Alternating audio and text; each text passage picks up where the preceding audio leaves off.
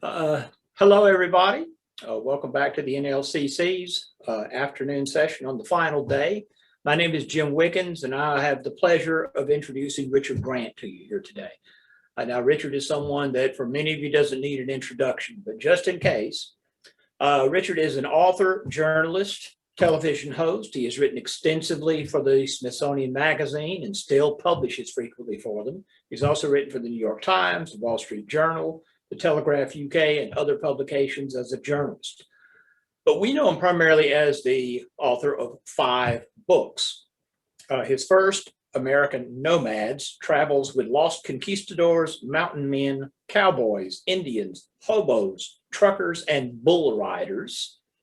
This is where Richard followed nomadic peoples through the American Southwest and wrote their stories.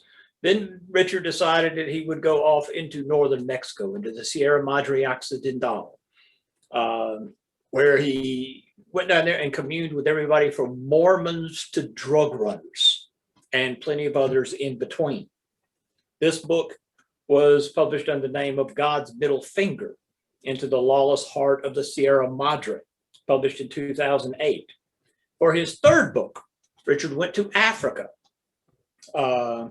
He made the first descent down the Malagarasi River in Tanzania, then went on into Rwanda and Burundi. This book was titled Crazy River, Exploration and Folly in East Africa. Then after having been to Tanzania, Mexico, across the American Southwest, and many other places, Richard decided to come to Mississippi, to the Mississippi Delta. He and his now wife, Mariah, moved to Pluto, Mississippi, lived for a year, actually more than a year, but wrote about his experience over that first year in the best-selling Dispatches from Pluto, Lost and Found in the Mississippi Delta. And of course, many of you know Richard from that book, if nothing else. But then he has also come to Natchez off and on, visited Natchez extensively, and his last book, his latest book, I should say, was The Deepest South of All, True Stories from Natchez, Mississippi, examining different aspects of life here in the Deep South. Now, in addition to all of this, I should mention that Richard is British, but he was born in Malaysia. His father was growing up in Kuwait, moved back to London for his education, got a history degree from University College London, worked a lot of different odd jobs, came to the United States and has lived in the United States everywhere from Arizona to Manhattan to Mississippi and now back to Arizona again. He's here to talk to us today about writing about place. Richard has lived in a lot of places. He's traveled to even more places. He's written about a lot of places. He knows the subject pretty well, so I'm very much interested in seeing what he has to say. And so, Richard Grant, the floor is yours. Thank you, Mr. Jim Wiggins. Yeah, people sometimes ask me about why I write about places where I don't belong. In fact, some people in Natchez have asked me this with a kind of baffled hostility. What are you doing down here among us? I think the answer is that I'm not from anywhere. I don't have any roots. I don't really have a sense of home. Moving around the world as a child, I kind of learned to understand places and cultures as a kind of survival mechanism. As Jim mentioned, I was born in what was then Malaya to British parents. But since my father had been born in India and his father was born in India, I found it, they wouldn't give me a British passport and they filed my nationality as miscellaneous. That is my official nationality, according to the British government, is miscellaneous. And I kind of feel that I am of miscellaneous nationality.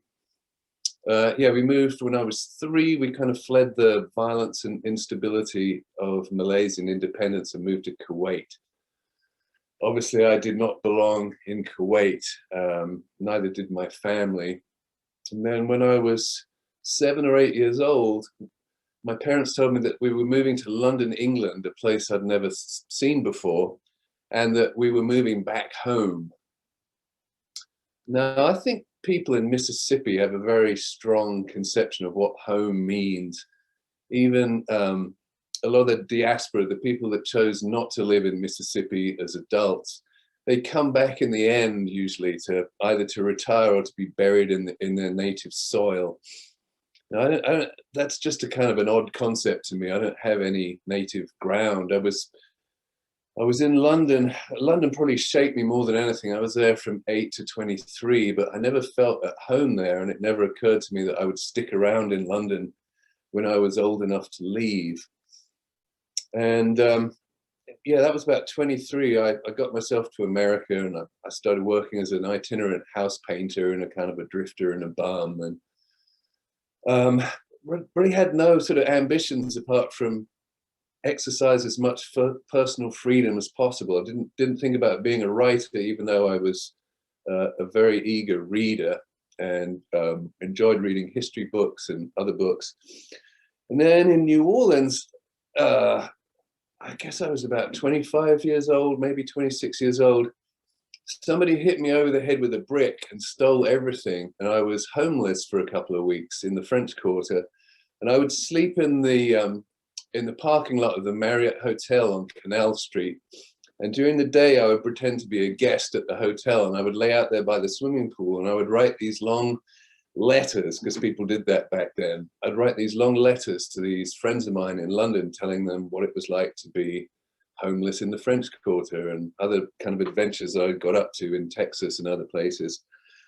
And one of my friends had started working for a magazine, and he said, look, if you clean up these letters, we will publish them and pay you money, and you can keep traveling and writing for us. And so that's really how I became a person who writes about places where I don't belong.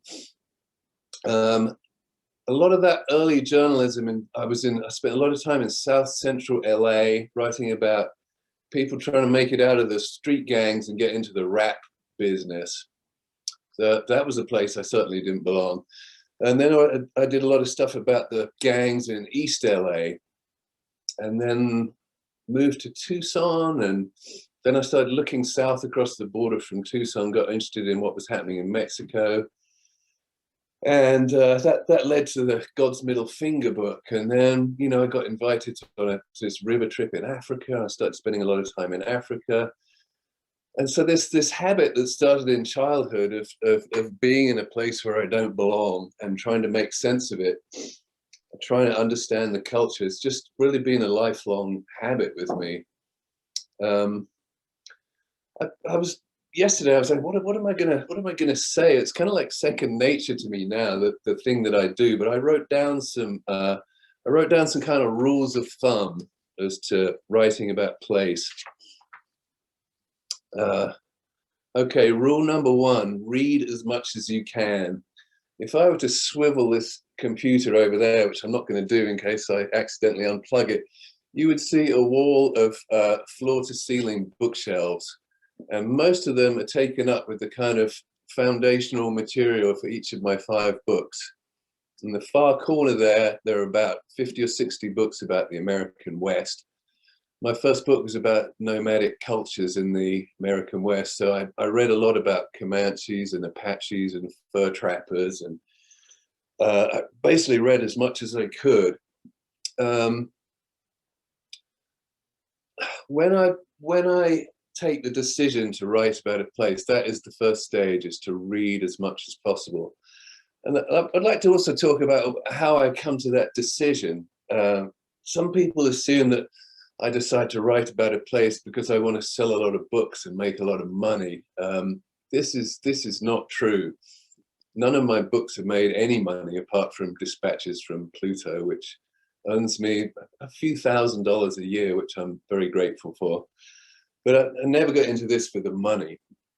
These books are driven by curiosity. I will stumble upon a place such as Natchez that I find intriguing, fascinating, that turns into some kind of obsession. So to read 40 or 50 books about it is more a psychological necessity than a kind of active research. These books all flow out of curiosity. I can see up here 40 or 50 books about northern Mexico. I'm looking at novels and history books, books of poetry, ethnographies. Yeah, I like that. That's definitely the first stage, and the same with Africa, probably 30 books. A little bit less for Natchez, not that much has been written about Natchez. I probably maybe 18 books about Natchez up there, but there's also probably another 20 books on the history of slavery. I found it impossible to write about Natchez without knowing more about slavery. So a lot of the research that I did for the Natchez book, which Jim Wiggins helped me with, recommending book titles, was learning more about slavery, since the town is a product of slavery in a way that very few towns in the world are as much a product of slavery. So yeah, so these books, yeah, they flow out of curiosity and then through a pretty deep amount of reading. Rule number 2, you are a fool here. No matter how much you read, you arrive there as a fool, and it's vitally important to recognize the extent of your own ignorance. Biggest mistake you can make is start jumping to conclusions, making assumptions, even trusting your initial observations. I like to keep my ignorance kind of front and center in my mind, because I'm there to learn. I'm not there to confirm my preconceptions. I try and keep my mind open and always cognizant of the fact that I am an idiot in this place. And hopefully you meet people that explain this to you gently, and gently lead you out of your ignorance and into some kind of understanding. Rule number 3, the importance of guides. The best thing is to have good guides to the places that you're trying to understand. And this is especially true in places where you don't speak the language properly. Before I did the Mexico book, I did a Spanish immersion language class, and I got my Spanish up to sort of a reasonable standard. I could conduct kind of rudimentary interviews. I could follow along most of what was being said, but I needed guides to help me translate. I needed guides to introduce me to other people. I needed guides to tell me about their experiences, to keep me safe. In Africa, I remember very vividly taking the ferry from Dar es Salaam to Zanzibar, where I didn't know a soul. And we came into the port at Zanzibar and disembarked from the ferry, and I was immediately surrounded by about 30 guys, all of whom wanted to be my guide. They just assumed I was a tourist. And I was like, how do I pick one? I was like, I got to have one, otherwise I'm going to be surrounded by this throng of people all the time. So I hit upon this technique that served me well in Africa and Haiti and other places. I just looked for the face in the crowd that seemed the kindest, most intelligent face. And I was like, okay, I would like you to be my guide. And the first function of that guide is to keep all the other would-be guides away from you. And I had really wonderful luck with this.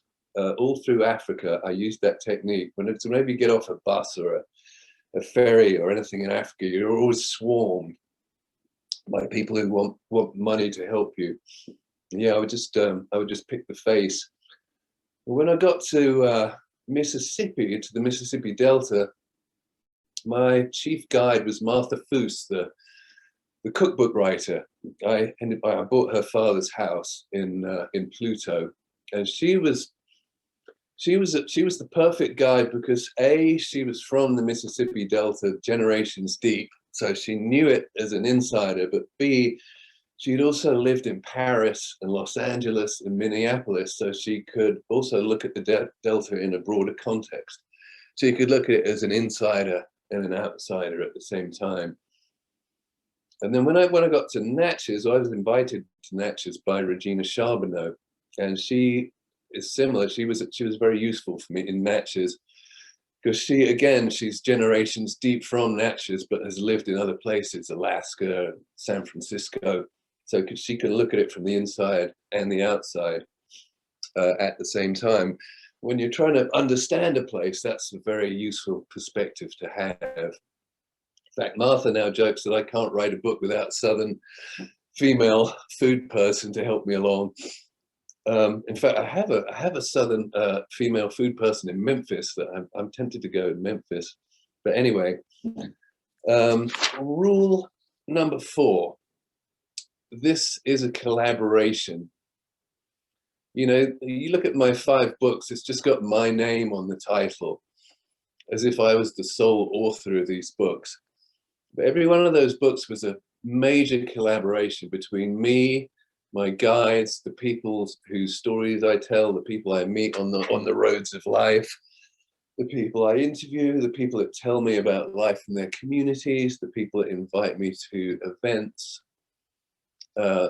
The way to write a book about place is to think of it as a collaboration. You can't, your own viewpoint is a way of holding it all together. But what gives the book texture and meaning and understanding is the points of view of the people who live there. And I'm always kind of thinking to myself, who would I be if I had grown up here with these cultural influences? Who would I be if I had inherited this history? Now, who would I remember I was in the Mississippi Delta with this guy, and he was kind of a friend of mine, but he built this anti-Muslim pheasant tower. Now, this requires a word of explanation, I think. Not all of us are familiar with an anti-Muslim pheasant tower. So he had this tower that he'd built out in this cotton field, and he would put pheasants in the top of the tower, and then the shooters would be around the base of the tower, and then they would release the pheasants and shoot the pheasants. And then I was like, well, what makes it an anti-Muslim pheasant tower? And he had planted a grove of pine trees in the shape of a cross around this tower, as he put it, so any Muslims flying overhead will look down and see that cross and know that I'm giving them the finger. And that really got me thinking. It's like, okay, I mean, that sounds crazy, but like, what if I had been born the son of a wild preacher man in the Mississippi Delta, and I had grown up like hunting and fishing in these swamps like Guy Ray has, and I'd inherited all the same cultural influences as Guy Ray? I mean, who would I be? I always try and keep these questions in mind, that we're all two people at once. Let's make that rule number 5. We're all 2 people. Everyone that you meet is both a representative of their culture and perhaps ethnicity, but they're also a unique individual human being at the same time. And I always try and keep this in mind when I'm writing about a place. We're all products of our environment, but we all reflect that environment in individual ways, or at least different ways.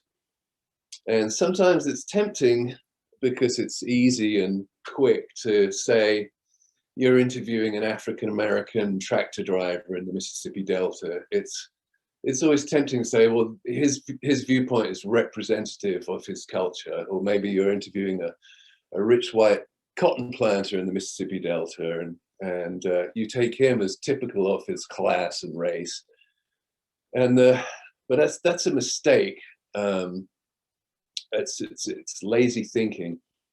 And the best way around it is to just interview as many, say, African-American tractor drivers and cotton planters as you can, so you start to see them not just as representatives of their ethnicity and class, but as unique individual human beings.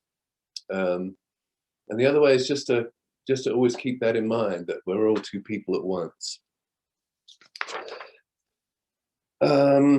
Okay, rule number 6, learn how to hold your liquor.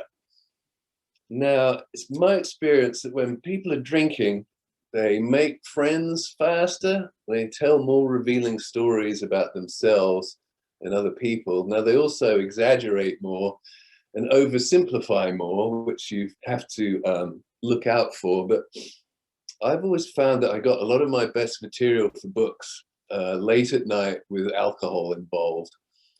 And in fact, perhaps you could invite me back another year and we will pair liquor drinks with my books, such as Mark was doing. Yeah, I think it's useful for any gatherer of stories to be able to hold their liquor, and because the wildest stories always come out late at night. Thinking about Natchez here, I was staying at Twin Oaks with Regina Charbonneau. I would go to these parties, incredible stories being told, especially late at night. And then I would kind of make it back to Regina's house. I would climb up the stairs to my upstairs room. Then I would spend about 2 hours just scribbling, writing down everything I could remember about that evening. Had I gone to bed early, this would have been a very different book, I think. Okay, rule number 7. You can't take too many notes. Recording devices are useful, cameras are useful, but for me, the foundation of everything is my notebooks. In my notebooks, I record dialogue, observations, descriptions. I record my own evolving thoughts and feelings. A lot of times I'll interview people and take notes so I won't have to transcribe the recordings, or I'll do both things. I'll record interviews and take notes at the same time. But really, like all the kind of process by which the book is being created is all taking place in the notebooks.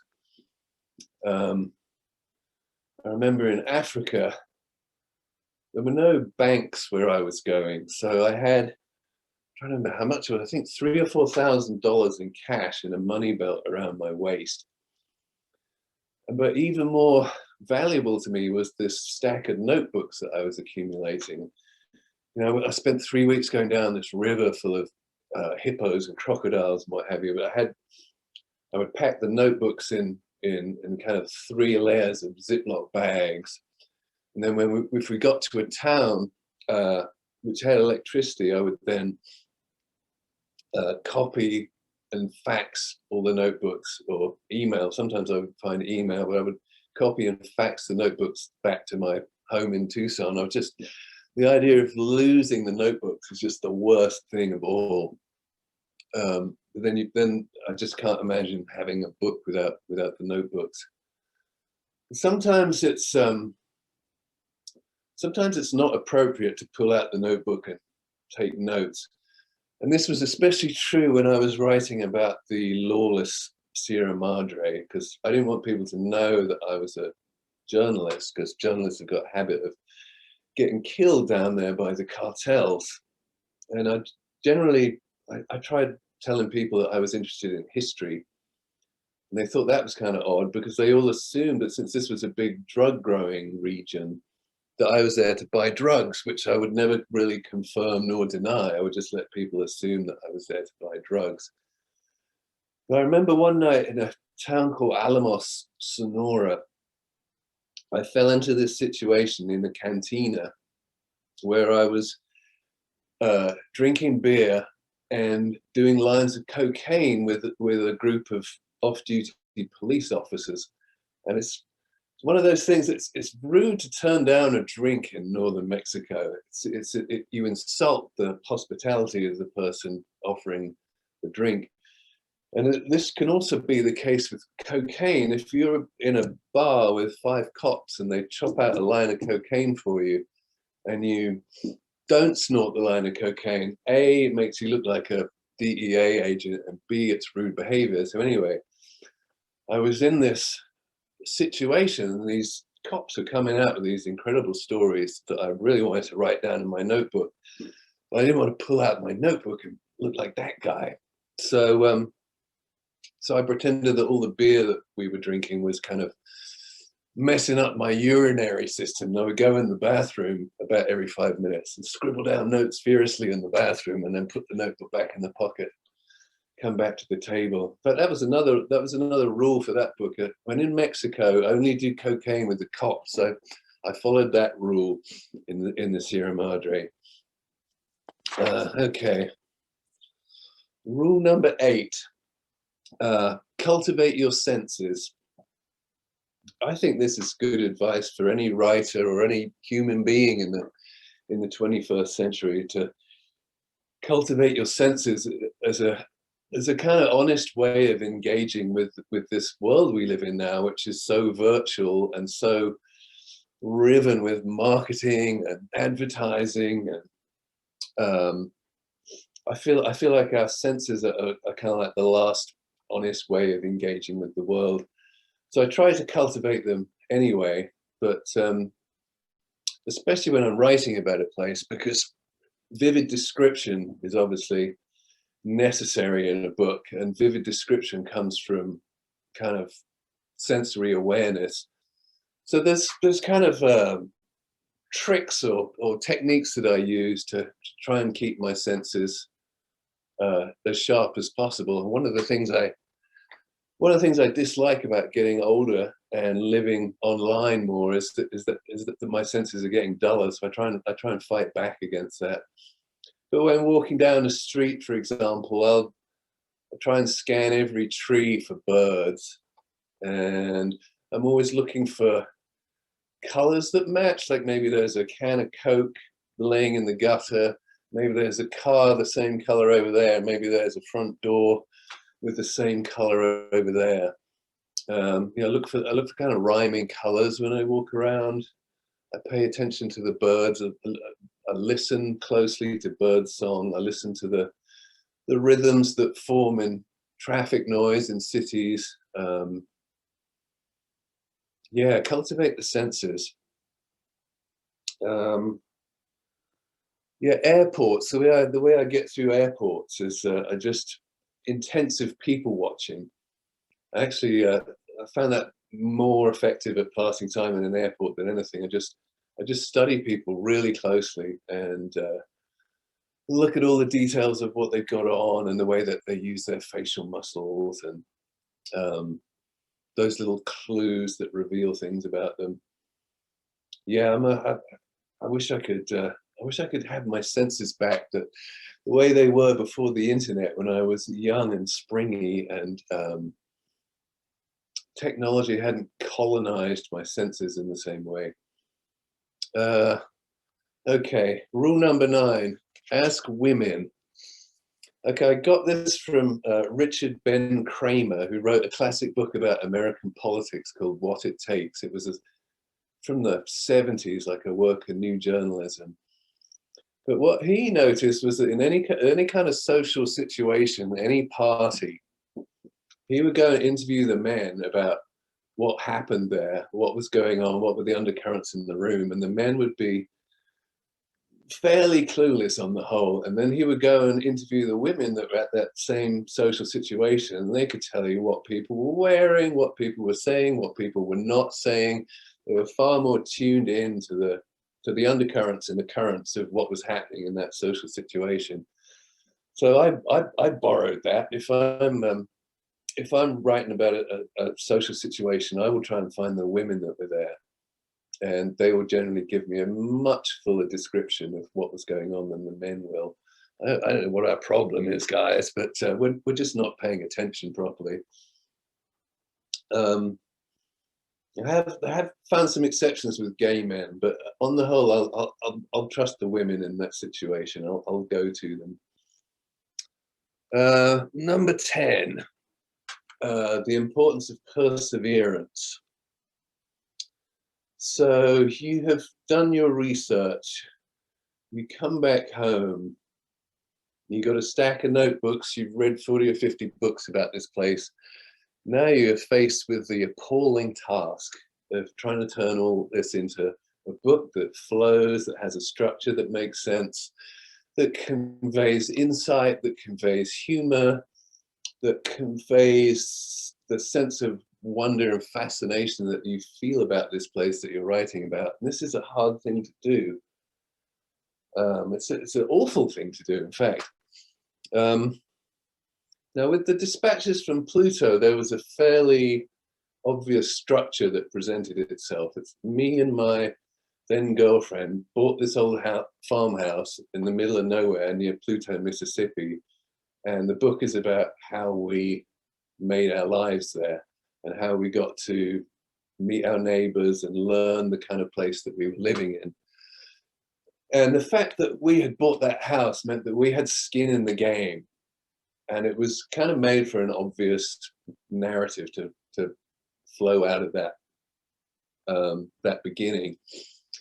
But then Natchez, I wasn't like that, you know. I had a really hard time thinking of a way to structure the Deepest South of all, because I thought about moving to Natchez just because I liked the place a lot, but decided not to move there. So then I'm just this kind of stranger passing through, which is not such a good hook to hang a narrative on. And then I ended up sort of basing it a lot on, just what was happening while I was there. I was staying with Regina Charbonneau. She was the president of one of the garden clubs. The garden clubs were having one of their periodic feuds, might be too strong a term, but there were at odds over the tableau. And then the tableau had been trying to incorporate African-American history. So I kind of use this thing about how is the town, is Natchez finally coming to terms with its history? That was the sort of the theme of the book, the thing that the present day narrative kept coming back to. But on the other hand, I wanted something with a bit more narrative tug to that. And I came across this Terry Alford's Prince Among Slaves, the book about Ibrahima, and I was just such a powerful story. And I said, well, maybe I could just feed that through my book, and that would kind of tug people from one chapter to the next if I dovetailed it in there like that. So that's what I ended up doing, and I ended up making the present day stuff in the past tense, and then I put Ibrahima's story in the present tense to make it more vivid, and also to suggest that maybe in Natchez the past is more alive than the present sometimes. So anyway, so then you figure out that this is the best way to do the book. And then for the first time I wrote a book with a baby in the house, so under conditions of sleep deprivation, and trying to deal with the baby, and you get out to your desk, and you just, perseverance was more important than ever. And my father was dying in England. I kept having to fly back to see him for the last time. Then he would recover, and I would fly back and start working on the book. And eventually he did die. And then there was whole complications with his estate, just sucked up months of my time. And I'm trying to just sit down at the book as often as I can, and just persevere. Just keep. Maybe I'll only get a paragraph today. Maybe I won't even get a paragraph today. But just keep showing up to work. And then after pretty awful sort of 18 months of all of this, I turned in the manuscript to my editor only about a couple of months late. And he was like, great, thanks so much for your hard work. And then a couple of weeks went by, and then I get this call from him and said, well, the book doesn't work. I said, what do you mean that the book doesn't work? I said, I think it works quite well. And he's like, no. He said, you're going to have to completely restructure, reorganize, and rethink this book. He says, I want all the social stuff out of the book. I'm not interested in these crazy Natchez parties or the eccentricities. I said, this just needs to be a serious book about the legacy of slavery, and everything else that doesn't have to do with the legacy of slavery, you need to get rid of it. And that means that you're going to have to restructure the whole thing. And I said, well, I don't want to do that. And he said, well, I'm not going to pay you any money unless you do. So then I spent 10 or 11 months rewriting the whole book. And they don't pay you to do a rewrite. So I had to borrow money to live and keep my family going during this rewrite hell. And then I get it done after 10 or 11 months. I hand it back in. And then the next week, my editor left his job and went to another publishing house. And then I got a new editor. And he looked at the rewrite and he looked at the original and said, this rewrite was a huge mistake. The book was way better as you had it originally. I said, I want you to put it back much more how it was at the beginning. It wasn't, the book had gone through so many changes, I couldn't just put it back to how it was. But so then I then rewrote it again and made it more like the original book. Anyway, perseverance. It was got me through that. And yeah, the book that ended up as The Deepest South of All was pretty much the my original version of it. I think I will. I think I've yammered on enough. Do we have any questions out there? Any points of curiosity? Oh, yes, we certainly do. As a matter of fact, I had a question for you. We've got several lined up from the audience, so let's begin with them. The first question says, if I am not mistaken, you lived for 2 years in the Delta and stayed in Natchez for a few months. Do you think you were able to be as thorough and equitable in writing about each place? Yeah, I was in the Delta for 3 years and in Mississippi for 9 years, and I was in Natchez for more than a few months. I don't know. It's like, you know, I have a deadline. When you sign a contract with the publisher, they say, we need the book by such and such a date. You have this much time to do it in. So that's really what determines how long I spend in a place. And I don't think there's a single book that I've written I didn't want to spend a lot longer in order to be more equitable. But it's you know, it's an imperfect game. Well, I could very much imagine. Okay, here is another question specifically regarding Natchez. Besides the quote, bemused hostility in Natchez, any stories of rejection or other hostility in the places you've explored? Not while I was there. I don't think I had any hostility.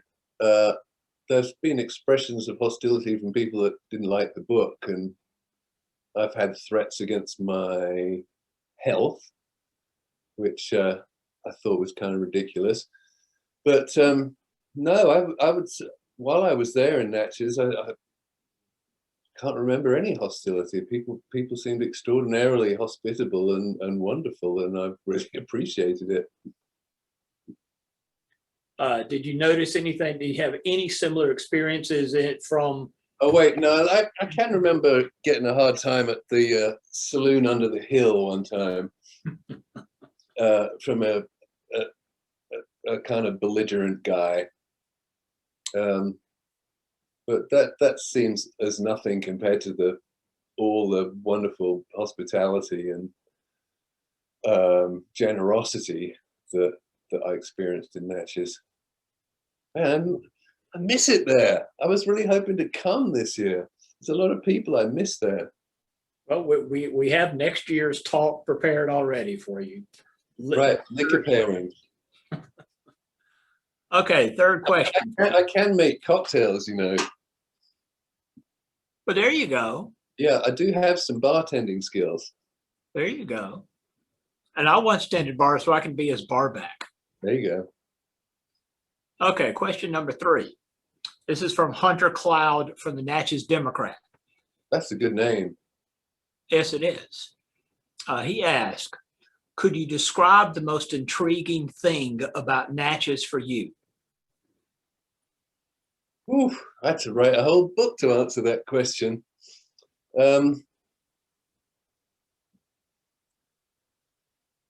I mean, for me, it was something that happens at a certain point in the evening usually, and these stories come rolling out of people that are just the most marvelous, improbable, eccentric, captivating stories that just seem like they couldn't take place anywhere else, and the way that the dead seem so present.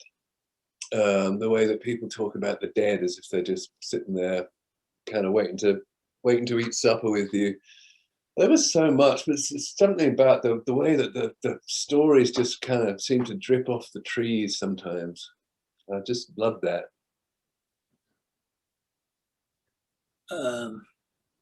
Okay, the next question. What locales other than Memphis are you looking to explore next?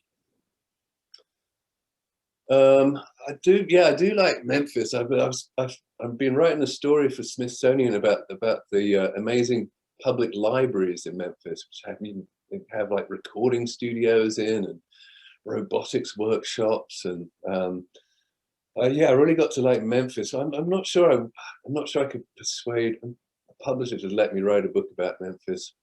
I'm not quite sure. I've got this. I just turned in a book proposal, which is a slight departure for me. It's about American bragging. I've written a book proposal of a short history of American bragging from the frontier to hip hop and Instagram and Donald Trump.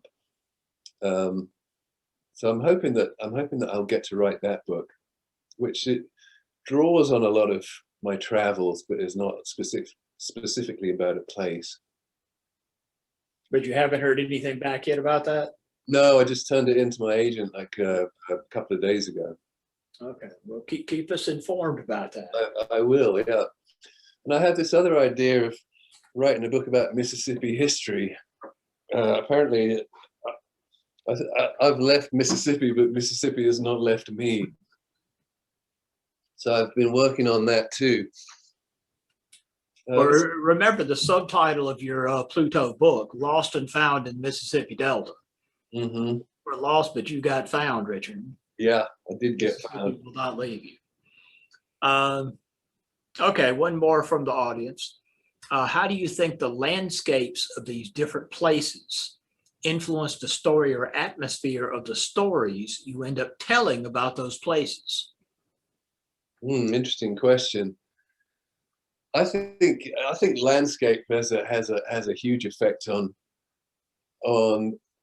storytelling, on the kind of stories that people tell, and the way people talk. And so I remember one time up in Wyoming, you're in this high treeless plains, and the wind is always blowing, and people really don't use many words. It's just like, see that? Yep. Well, shit. And that's the kind of Wyoming short story right there. I lived out in the American Southwest, and when I was growing up in London, I was a big William Faulkner fan, but living out in the desert, Faulkner's prose just seemed too tangled and kind of overgrown. I wanted something cleaner and leaner. And then when I moved to Mississippi, it suddenly like Faulkner made perfect sense. Like the kind of tangles of his prose and the richness was reflected in the landscape around me. It's if I was smarter, I could give a better answer to that question.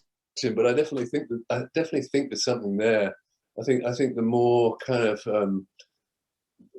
the richer the ecosystem, the more elaborate the stories get, and the drier the place, the kind of leaner the storytelling gets.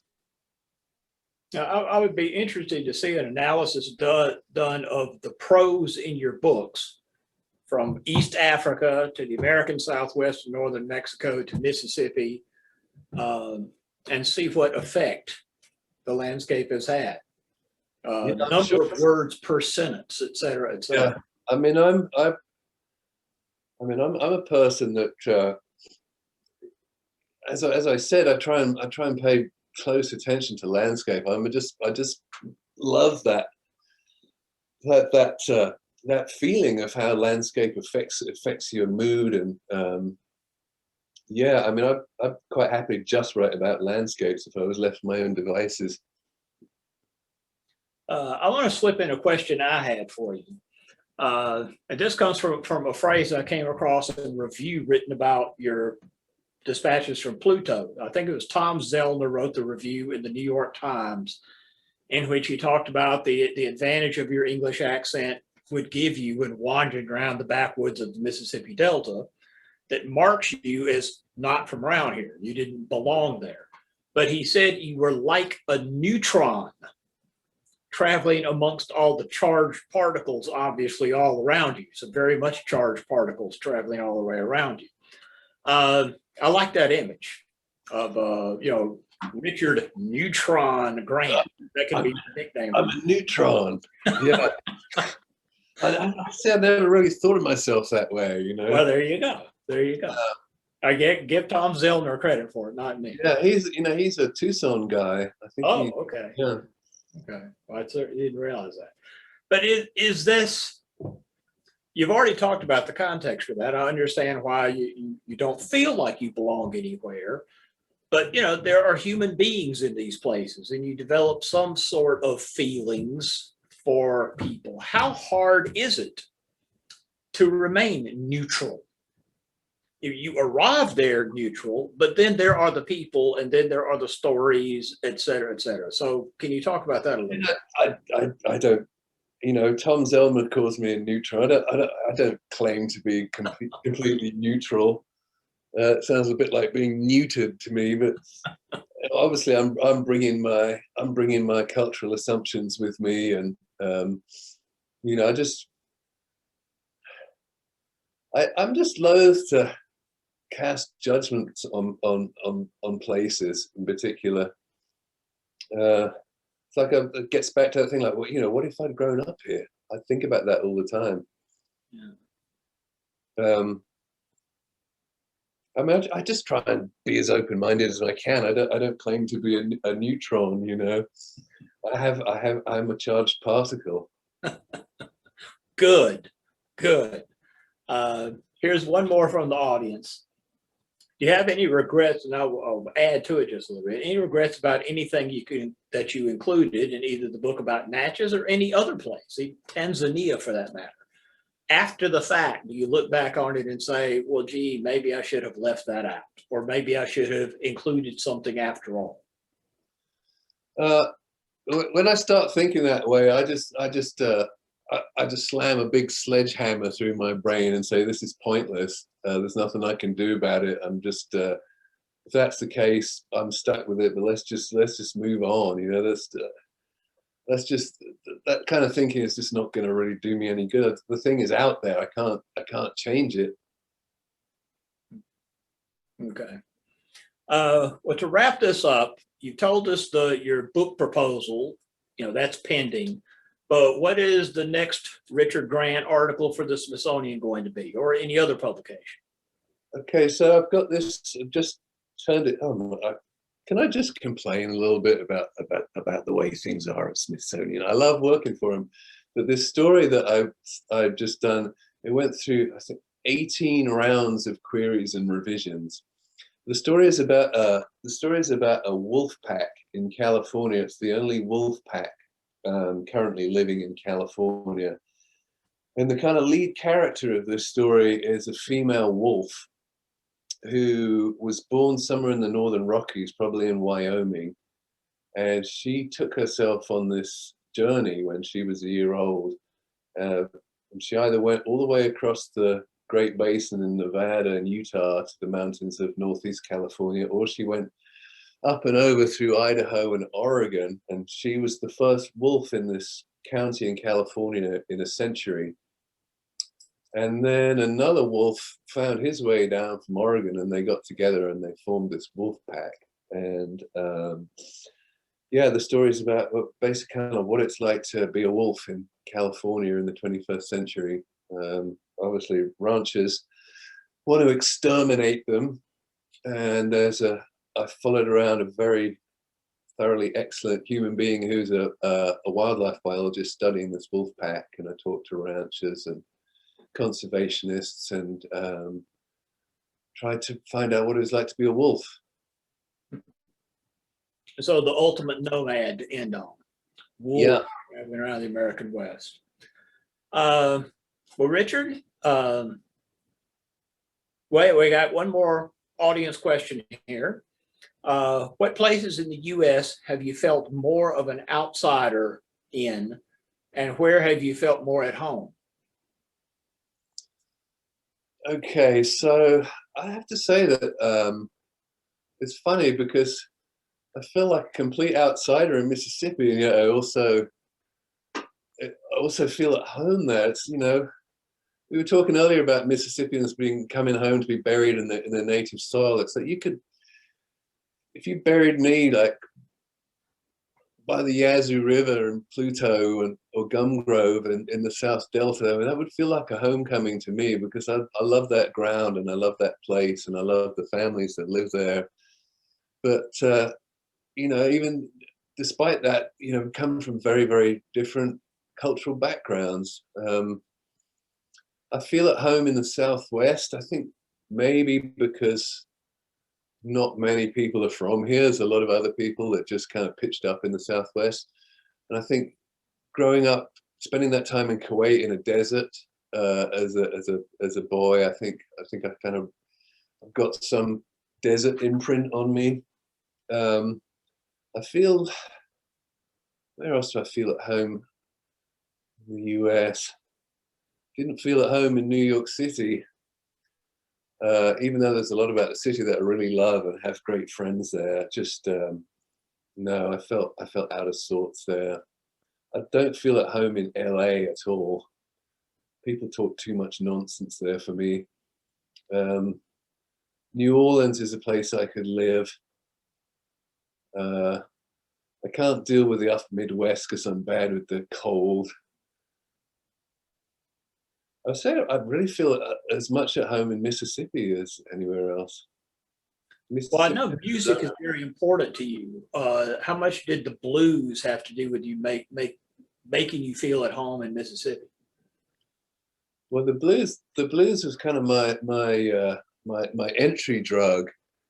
At first, I was living in Tucson. This is in the early '90s, and I had the radio on, and they started playing songs by Junior Kimbrough, you know, the hill country bluesman from Holly Springs, Mississippi, and I'd never heard music like that before. This kind of droning, hypnotic hill country blues, and I found out that two college kids at Ole Miss had managed to get $1 million in debt recording hill country bluesmen. I said, I can make a magazine story out of that, surely. And then that was the first time I went to Mississippi. I drove to Oxford from Tucson and became really intrigued with Mississippi and made good friends, and kept going back. And that's kind of how I ended up living in Mississippi, as I've been going there for years and had friends there and just liked it. Just felt good being in Mississippi, the conviviality and the storytelling and the music. Okay, well, Richard, if you feel the need to come back, we're here. We're waiting. I'll be back. I can't wait. See you next year for sure. I got my second one coming, you know. Well, thank you very much, Richard. And Emily, you need to wrap things up. Yes, I do want to say, especially after that last question, it took me almost a whole week to realize that sometimes it's nice to tell the speakers the comments and not just the questions. But I wanted to tell you about a comment we had from Deidre Payne. She said, any place you hang your hat or computer, you are welcomed and is home. And that was for you, Richard. So just wanted to share that with you. And she also had suggested, when you think about new places to write, about the Carolina Low Country and the Gullah community. But that's a good idea. Yeah. I appreciate you being here so much, Richard, Jim. Thank you for doing this again. And to everybody that has tuned in all week, thank you, thank you, thank you. You can still go back and watch all of the presentations, at least for the next couple of weeks, on Facebook here or on our YouTube channel. So fill out a survey, let us know how we did, and hopefully we'll see you all next year in person in Natchez. All right, thanks so much. Thank you, Anna. Thank you.